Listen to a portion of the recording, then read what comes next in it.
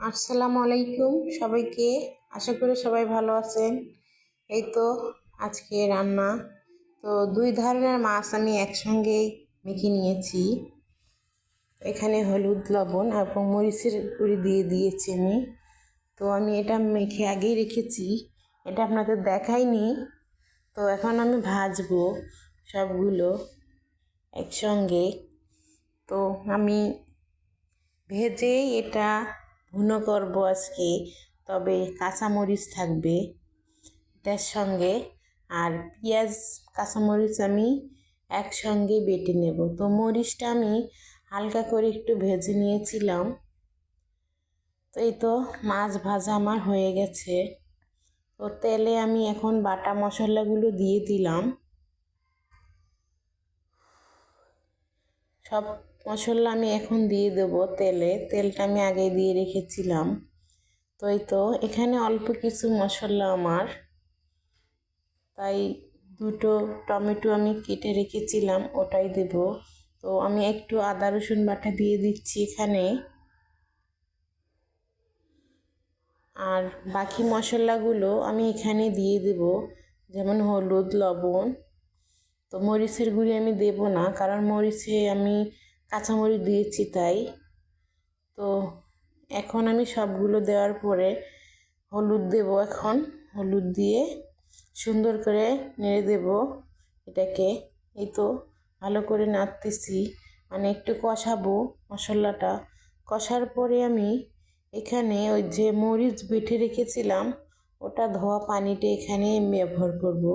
তো আপনারা দেখুন আমি কিভাবে দিলাম। তো এই তো আমার এটা কষানো হয়ে যাচ্ছে। তারপরে আমি এখানে দুটো টমেটো আমি কেটে ধুয়ে রেখেছিলাম ওইটাই দিয়ে দিলাম। তো মশলার সঙ্গে আমি এটা দিয়ে দিচ্ছি, কারণ মাছ আমার ভাজা আর অন্য কোনো সবজি নাই, তাই আমি শুধু টমেটোটা দিয়ে খেলাম। এই তো সেই মরিচ বাটা পানিগুলি আমি এখানে দিয়ে দিলাম। তো এটা দিলে অবশ্যই ওই মশলাগুলি এখানে থাকবে, তাই দিলাম। তো আপনারা কেউ কিছু মাইন্ড করবেন না, আমি এভাবেই দিলাম। তো এখন আমি এটাকে ঢেকে দেব। এই তো ঢাকনা উঠাই দেখলাম যে আমার এই টমেটোটা এবং মশলাটা সুন্দর মতো কষা হয়ে গেছে। আর টমেটো অবশ্যই চুলোতে দিলে বেশি সময় লাগে না গলতে। তো আমার টমেটোটা সিদ্ধ হয়ে গেছে।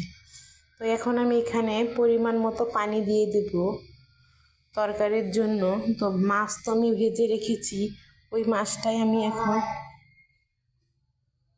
এখানে দিয়ে দিচ্ছি, সব কটা মাছ।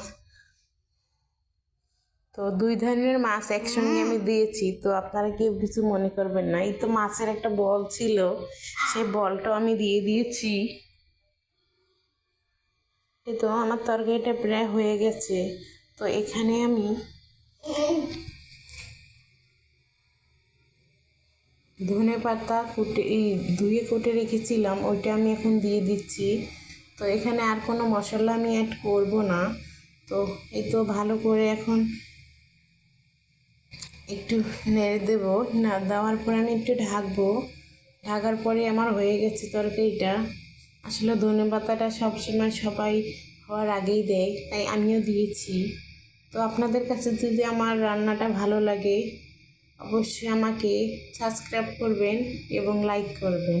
আমার ভিডিওটা আশা করে দেখবেন, ভালো লাগবে। এই তো রান্না শেষ। এখন আমি একটা বাটিতে ঢেলে নেব সবটুকু তরকারি। তো এই তো বাটিতে নিয়ে নিয়েছি।